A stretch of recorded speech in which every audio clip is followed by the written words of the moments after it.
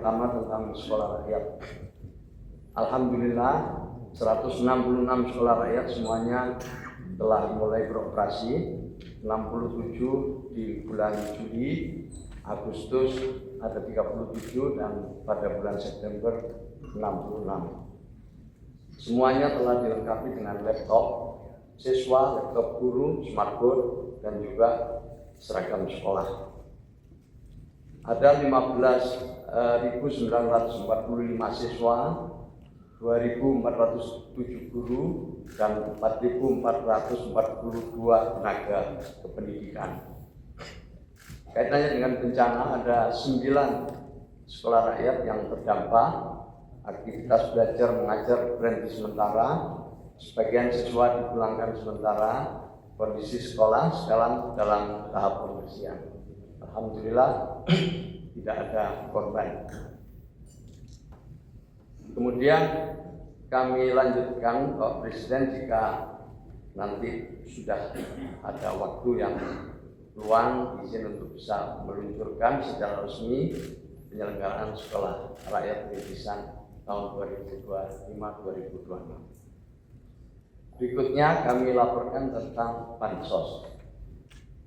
Sebelum kami melaporkan realisasi Pagu Bansos Sosial tahun 2025 sebagaimana di dalam layar, itu ada nilainya, semuanya pagu anggarannya adalah sekitar 75 triliun.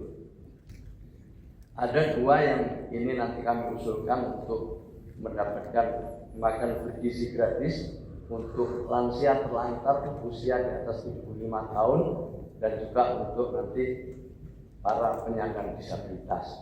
Selama ini kami menyalurkan kepada 100.000 lebih lansia terlantar dan 36.000 kepada penyandang disabilitas.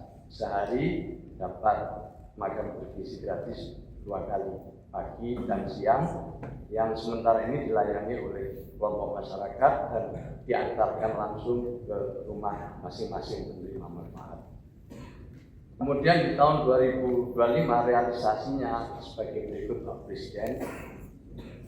Untuk bansos reguler, alhamdulillah semuanya sudah di atas 90%, kecuali sembako atau bansos sembako di triwulan 4 yang baru mencapai 40% karena anggarannya masih dalam proses pengajuan anggaran tambahan. Sementara kebijakan Bapak Presiden yang memberikan bantuan langsung tunai sementara di 3 bulan terakhir di tahun 2025 sekarang sudah mencapai penyalurannya pada 29 juta lebih keluarga penerima manfaat. Nilainya sudah 27 triliun lebih. Perlu kami tambahkan, selama ini bansos reguler baik itu PKH dan sembako diterima oleh kurang lebih 18 juta KPM. Dengan ada tambahan BLTS ini, sekarang menerima bansos sebanyak 35 juta KPM lebih di desil 1, 2, 3, dan 4. Dalam rangka penyaluran BLTS ini, kami bekerjasama dengan BPS dan juga dengan daerah untuk terus melakukan pemutahiran data. Mudah-mudahan pada akhir minggu depan kita sudah bisa mencapai lebih dari 31 juta KPM penerima manfaat. Kami juga akan mengusulkan adanya bansos adaptif dalam rangka pemulihan ekonomi korban bencana alam dalam bentuk BLTS kebencanaan. Ini adalah usulan kami Pak Presiden. Kemudian yang terakhir adalah dukungan Kementerian Sosial dalam menangani banjir longsor di Aceh dan Sumatera atau di Aceh Sumatera. Pertama, tentu kami memiliki buffer stock logistik di setiap provinsi, kabupaten, kota, dan beberapa titik di daerah rawan bencana di tingkat kecamatan dan kabupaten desa. Itulah yang kami dorong. Dan yang kedua, kami juga membuka dapur umum. Ada 39 dapur umum yang memproduksi 400.000 lebih porsi setiap harinya. Tentu ini jumlahnya dinamis, makin hari makin berkurang. Dan di lapangan kami bekerja sama dengan BNPB, dengan TNI dan Polri dalam rangka melayani para pengungsi secara bersama-sama. Kami juga mengirimkan beras reguler seperti ke Aceh, juga ke Sumatera sebanyak 100 ton lebih. Total bantuan Kementerian Sosial per 11 kemarin itu kita sudah mencapai 89 miliar lebih. Demikian laporan kami Pak Presiden. Kurang lebihnya mohon maaf. Wassalamualaikum warahmatullahi wabarakatuh. Selanjutnya Bapak Menteri Kehutanan. Untuk nanti berikutnya Bapak Kepala Badan Gizi Nasional. Bapak Menteri Kehutanan dipersilakan. Terima kasih yang terhormat Bapak Presiden, Bapak Wapres, Bapak Ibu sekalian. Pertama saya hanya ingin menegaskan kembali komitmen dan perintah Bapak Presiden kepada kami untuk terus berbenah memperbaiki sektor kehutanan kita. Bahwa ada faktor alam yang terjadi itu benar, tapi secara rendah hati dan kita perlu melakukan evaluasi dan refleksi. Ada perbaikan di sektor kehutanan yang harus kita lakukan secara bersama-sama.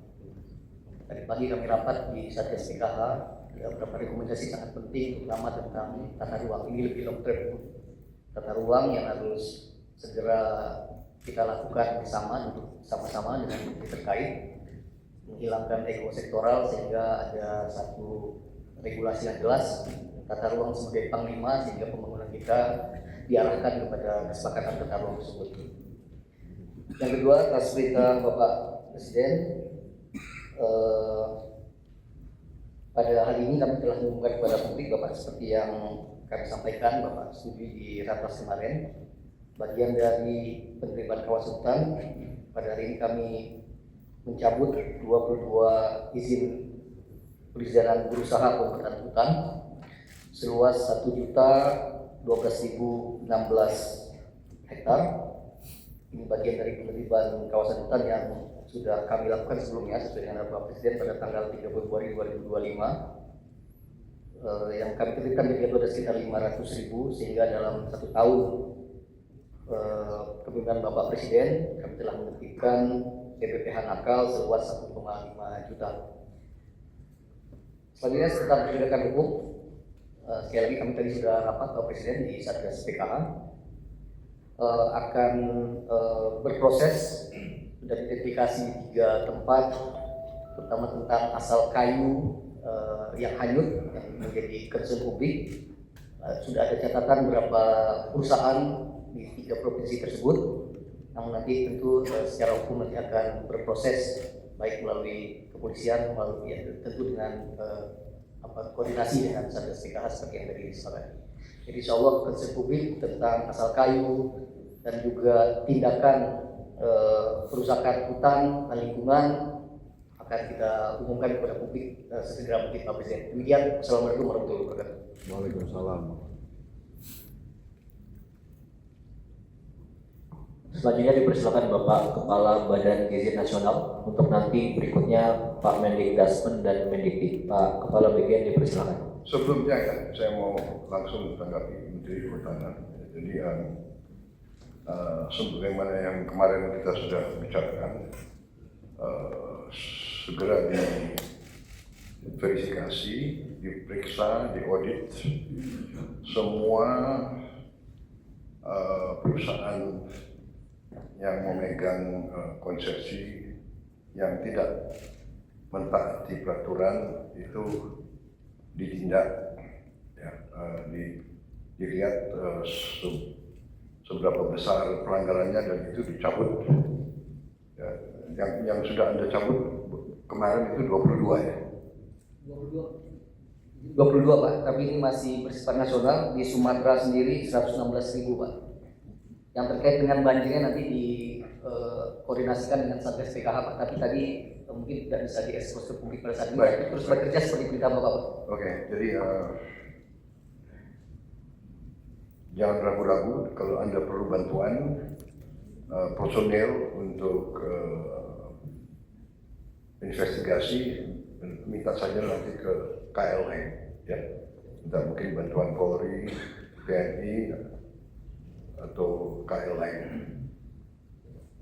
Sekali lagi, siapa yang melanggar kita langsung tindak, kita cabut. kalau tidak salah sampai hari ini kita sudah cabut 4 juta hektar. Yang 22 itu termasuk 4 juta itu.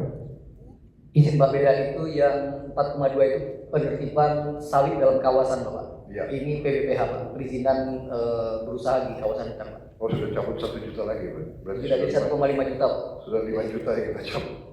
Ya, pokoknya jangan ragu-ragu. Ya, siapa yang melanggar langsung kita cabut. Terima kasih. Terima kasih Pak Sekap. Yang terhormat Pak Presiden, yang terhormat Bapak Wakil Presiden, Bapak Ibu sekalian, Kabinet Merah Putih, izin saya menyampaikan sampai hari ini sudah ada 17.555 satuan pelayanan pemenuhan gizi yang sudah melayani 50.390.880 di 38 provinsi, di 509 kabupaten, dan di 7.022 kecamatan.